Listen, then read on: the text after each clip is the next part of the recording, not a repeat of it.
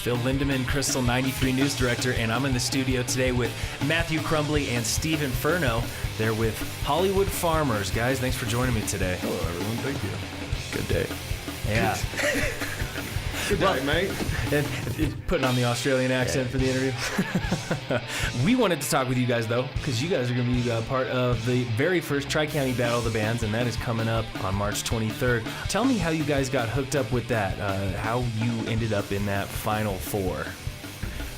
So I guess Steve emailed me about this. Our friend Sam is also participating in this with a Split Window, and this competition. Basically Sam reached out to us.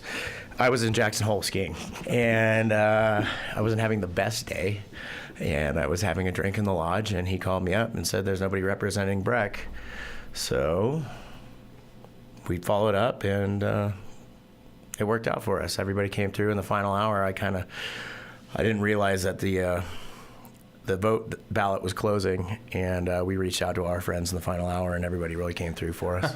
I love it. You know, that's actually the typical Summit County thing. We were wondering if anybody was going to vote until about 5 days before it closed out, and then all of a sudden just a rush of voting. Yeah. A rush of bands. That's the thing about interested. our fans. Our fans are the 30 to 35 Mountain Freako age group, demographic. So they're not Facebook enthusiasts. They're not Instagram enthusiasts. They're not give out their private information and register for something and vote kind of people. So yeah, I was kind of wondering if we were going to be able to reach those people. It was a heartwarming wave, so to speak. Absolutely. Yeah, absolutely. Yeah, kind of came together, like you said. The fan base kind of came together. Well, how long have you guys been playing in Breckenridge? I know we were talking a little about the band history. Off and on for 7 years. Off and on for 7 years, great. And where do you guys tend to play? Where can people find you? We play Motherloaded a bit. We got our start at Old Man Berkins, which is a underground used bookstore. There's some dark aspirations there. A lot of wild parties, and the city kind of put the chop to that, and then we kind of started working our way into the venues. Napper Tandy's as well. Broken Compass. We just played their local appreciation party. We played Motherloaded a good deal. Yeah. We actually just played Motherloaded last Friday, and it was quite a party. Yeah, it was for pretty sure. Pandemonium. Yeah, I'm surprised that place is still standing every time we play. Yeah. Well, and especially spring break time, it's getting filled out. People are just at these places anyway. Oh, goodness. Yeah, and the spring break crowd is definitely the jump on the table and dance. The table dancing crowd. Yeah, they've actually, at Motherloaded, they've reinforced a table to accommodate having a bunch of people to dance on. So instead of keeping them from doing it, just say, all right, we're going to add another couple 2x4s. We're going to make it safe so people don't die. And Matt has a tendency to get up there and join them too, and pull the old Ron Burgundy and start smashing glasses. Yeah, I do enjoy jumping up there with my upright bass and really letting it go. We got a couple of songs that accommodate that for sure. And that brings up a good point. You guys have got a three-person group, but a little different. You play the upright bass. Yeah. So tell me, what kind of music you guys have? We met last night to talk about what we were going to discuss in the interview, and I said, all right, Steve, I know he's going to ask us what kind of music we play, and so what do you think it is? And he just looks at me with his mouth open. And I go, yeah, that's a hard question, isn't it? We like to call it gypsy punk, a Rocky Mountain gypsy punk. Anti-folk. Anti-folk. I like both of those. Yeah, it's world music inspired. Somebody's calling us. They knew you guys were on air. Yes, we'll be taking calls now. First caller. Caller go? No. Nah, they haven't. Intimidated by Intimidated by the gypsy punk. Yeah. Yeah. So it's world music inspired, with a little bit of a It has elements of psychobilly, American rock and roll, Americana. Basically, Steve and I have very eclectic music tastes, and I know that sounds really pompous to say, but we've drawn inspiration from I mean, everything from Renato Carrazone to Mano Chao to, I mean, I've got a classical piano background. We could go Gogol Bordello a lot. Yeah, too. we play tarantellas, we do, waltzes, we do all sorts of different things that people aren't really used to hearing, in these mountain communities. There's a lot of, jam band, a lot of, string band type stuff, and we really want to give people a different texture, something else to enjoy. Yeah, so it's kind of just playing what you guys find yourselves listening to and almost smashing it all together, running it all together. Yeah, absolutely. Okay. Where did those varied interests come from? Like you said, you come from a piano background, Matt. Yeah. How about Steve? Where'd you get started in music? I was classically trained. I spent like 12 years playing in wind ensemble, playing the trumpet. How much of that's really carried over, I don't know. Yeah, that's pretty much it. I've always been a closet freak musician. That's always been a meditative place for me. And you're playing what these days? How you play what with Hollywood Farmers? I am the front man. You play the guitar too, don't forget. I am the... Pardon me? You play the guitar too, don't Yeah, I play the guitar too. You forget sometimes while you're playing the guitar. Yeah. I am the crap stir, so to speak. So... Can you say shit on the radio? This isn't on the radio. This goes on YouTube. You can say whatever. Perfect. On YouTube. All right. Oh, shit. Cool. Well, all right. Let's not. Yeah, I play guitar and sing. So, how did you guys then come together? When did you first meet? When did Hollywood Farmers, I guess, get its... Well, I actually, when I was talking about the former representation of the band, Matt actually reached out to me from a managerial standpoint, and he wanted to book the band that I had. Tell me about Wolfenstein. I'm not familiar with Wolfenstein. Chris, remember Chris? Beardface. Beardface. Yeah. Beardface. Beardface. Yeah, he looked like a homeless. He looked like the caddy that Happy Gilmore had. I think he's actually his music career is doing pretty good these days. I've actually Is it heard. really? Yeah. So good. Yeah, but good for Beardface. He was really good playing. Jesus Christ, I haven't thought about him in a long time. Yeah. Anyways, he was really good at mandolin and banjo, but we were teaching music lessons out of the same place, and Steve was looking for management for the then Hollywood Farmers, which was more of a bluegrass, which kind of morphed into a blackgrass. Yeah. And then kind of morphed into the bastard child that we have now. And where was this at? Where were you guys at? Bellingham, Washington. I was a college student, ski bum. My whole life was skiing and school and music. So it was an interesting time. My ex-wife and I moved out there. She was native, and her tribe's reservation was out there, and she kept her social circles within the Indian community. And they kind of rejected me, and so I had to seek friendship out in town with the white folk, and that's where I happened upon Steve, and we had this. That's where I threw him the life preserver. Yeah. Oh my God, it was great because it got me into. I didn't tow him to shore though. I took him to stormier waters. To stormier waters, definitely. But as both of our long-term relationships kind of like crumbled. It was all we had left. Yeah, I kind of placed less of a priority on managing bands. I was managing a couple of other bands at the time, and they were a bunch of squares. If I'm being totally honest with you. And I don't know, managing bands is really, really hard. Hats off to people who can do it. Yeah, musicians are wicked annoying. I was going to say, I've never even tried, but I can't imagine. It's like herding cats, except cats that are human-sized and with guitars and drug problems. And they definitely have claws. Guitar players don't clip their fingernails nearly as much as they should. I'm the one that had to deal with the long line of the archetypal violin personality.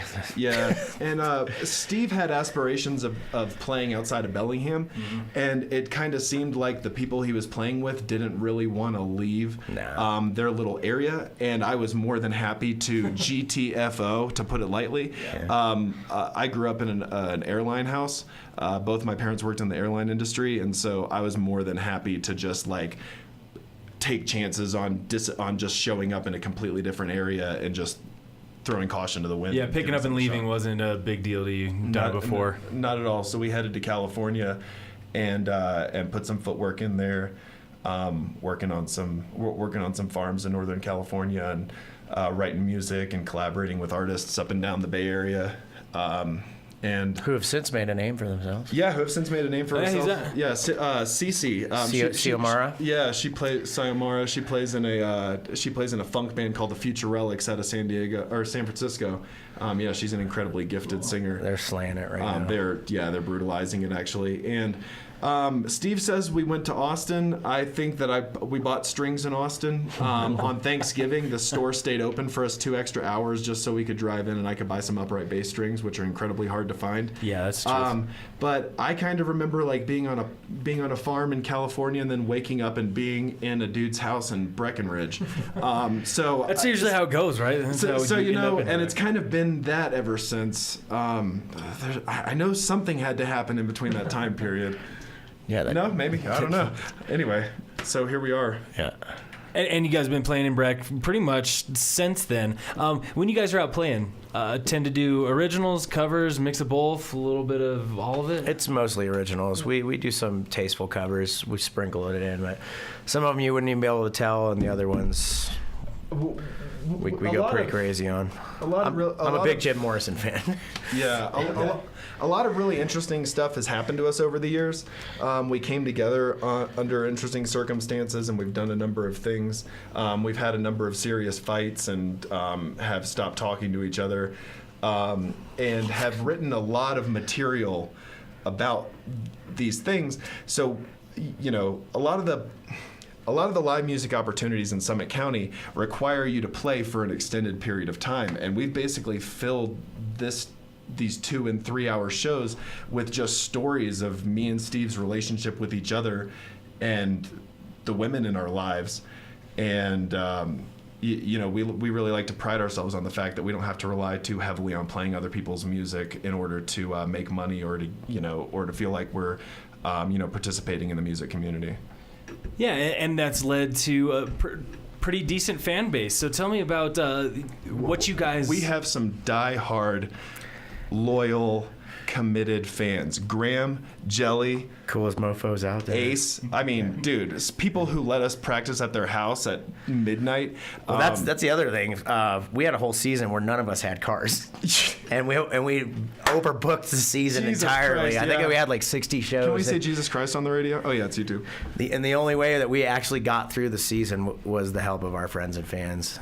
I forgot about Like that. I didn't forget about that. They rallied but to boy. pick us up for shows or move the gear. Like, I mean, we couldn't be more grateful and indebted to them. And the band stuck together through it all. You guys were still committed to making sure that the band was going to... Somehow we're here doing an interview. We're here doing an interview because all of those people who've helped us decided to go onto some website and tittle around. Those are for a usually few the minutes people and vote for us. that nag us and give us shit when we're not playing together too. So Yeah. When you all playing again? we get a lot of that. Steve Wells. Yeah.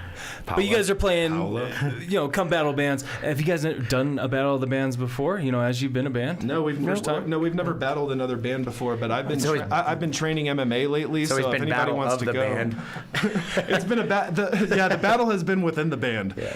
So you guys have been training. Yeah, you guys have been training right there every practice. Anyway, Yeah, absolutely. Ready Yeah. for this? What are you guys going to be bringing? Any idea what songs or set you're going to try for? We have a new song now called "Crawl" that Steve pretty much wrote himself.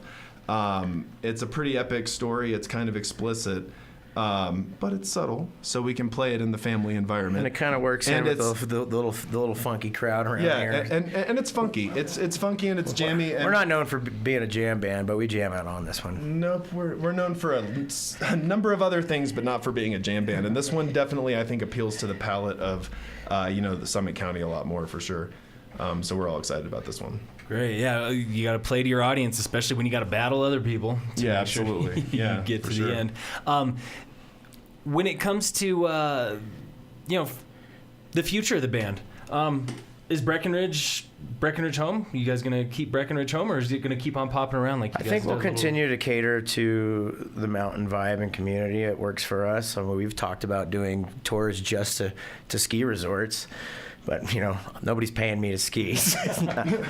And my body's kind of crumbling from years of abuse, but I think we're going to move into Aspen here in a bit. We got some opportunities this summer.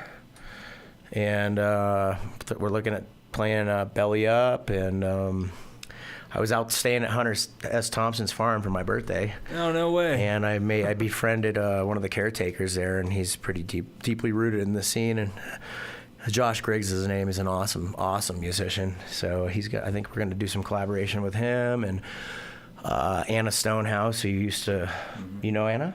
Yeah, I know Anna from just around town, and she shoots photos for Aspen Times now, right? Wonderful human being.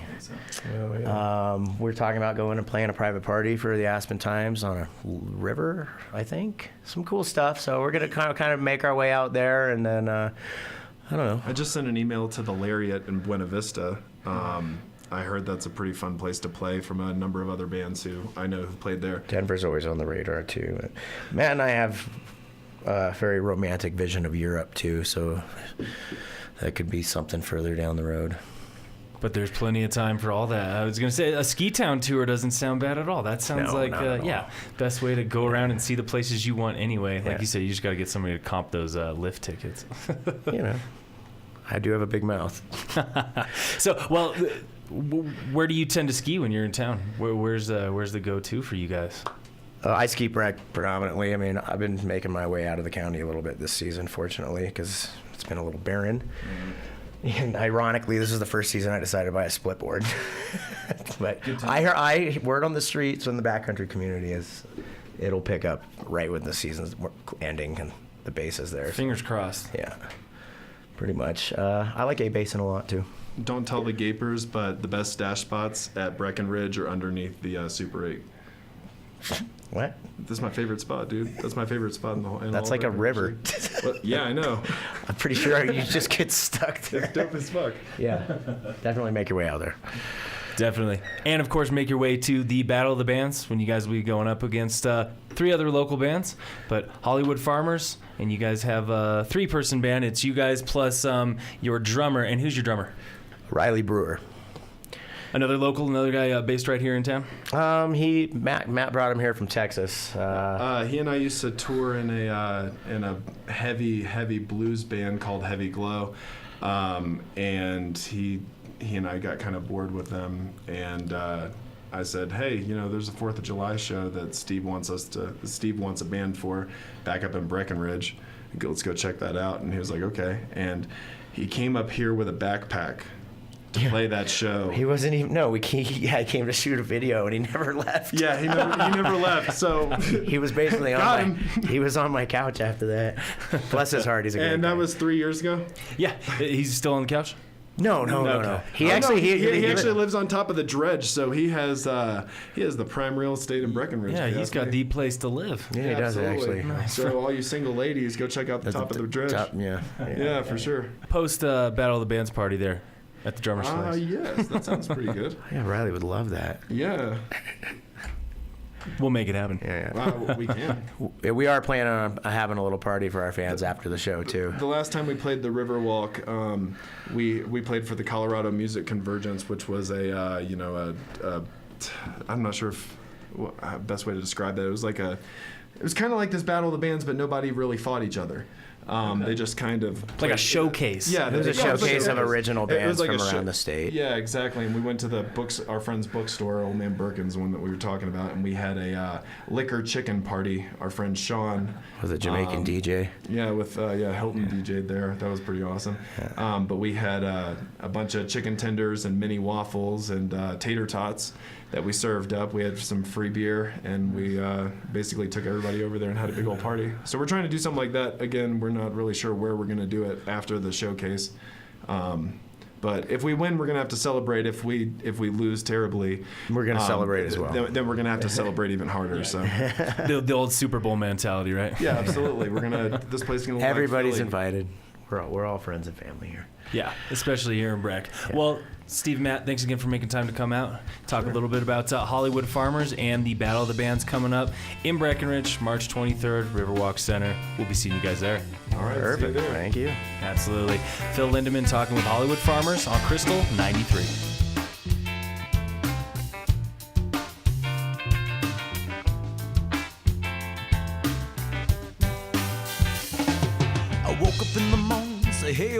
Rico, didn't realize I was sleeping. Face out on the table with a government pace. The mentally disabled. Little do they know I'm fine, willing, and able. Cause I'm spun like a duck with a broken wing and no luck. And the only thing that come to mind is, hey, what the fuck? Stuck in a rut and I can't make a fuss. And I ain't gonna find a way out of this mess. Say we're all a little crazy sometimes. Say we're all a little crazy sometimes. Say we're all a little crazy sometimes. Say we're all a little crazy sometimes.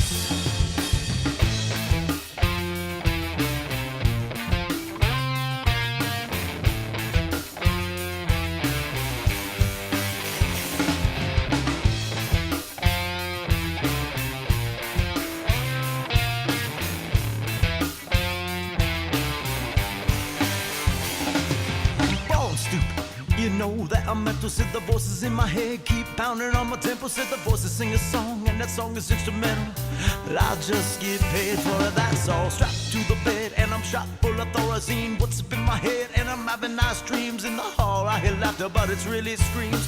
Reality or phase and my plots and screens. Say we're all a little crazy sometimes. Say we're all a little crazy sometimes.